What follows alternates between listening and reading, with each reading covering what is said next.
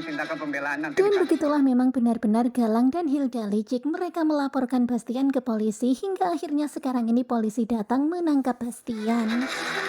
Tentu saja Amira dan Aksa pun syok banget ya, tetapi Aksa hanya bisa terdiam melihat sang papa dibawa polisi. Sementara itu terlihat Galang yang tertawa puas, tentu saja seneng banget ya karena akhirnya dia berhasil menyingkirkan Bastian dan yakin Bastian bakal dipenjara. Oh, ini gara-gara Dan begitulah Bastian pun menyalahkan Aksa. Semuanya ini gara-gara Aksa. Tadi kan Bastian nggak mau dirawat. gara dia. Aku Dan gara-gara Aksa, malah Bastian akhirnya tertangkap polisi seperti ini. tidak berusaha membela. Dan kelihatan banget ya Bastian begitu sangat kecewa karena ternyata Aksa nggak berusaha membelanya.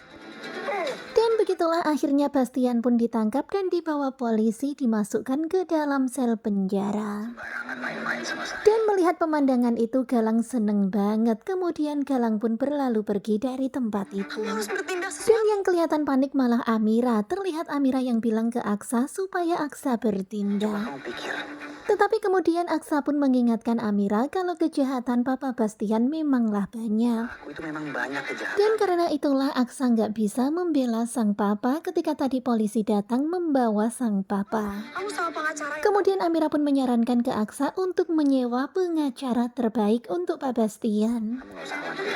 Kemudian Aksa pun menenangkan Amira dan meminta Amira supaya jangan khawatir. Kesalahan di masa lalu. Kemudian Amira pun berkata kalau dia tahu Pak Bastian itu banyak salah di masa lalu. Baik supaya hukumannya lebih ringan. Tetapi Amira memohon kepada Aksa untuk menyewa pengacara terbaik supaya hukuman Pak Bastian sedikit lebih ringan. Kantor polisi. Dan begitulah akhirnya Aksa pun pergi ke kantor polisi dan membawa pengacara untuk Papa Bastian. Dan ketika diinterogasi, Bastian pun menceritakan tentang apa yang sebenarnya terjadi dan kalau sebenarnya yang jahat dan patut dipenjara adalah Galang. Kemudian Bastian juga menceritakan perihal Reno yang dicelakai oleh Galang dan sekarang ini berada di suatu tempat di gubuk di dekat sungai. Kemudian Bastian pun meminta kepada Aksa untuk segera mencari Reno, menyelamatkan Reno. Nah, tentunya makin penasaran kan bagaimanakah kelanjutannya? Sepertinya bakalan semakin seru. Simak kelanjutan ketika cinta memanggilmu bersama dengan Kuku Coba.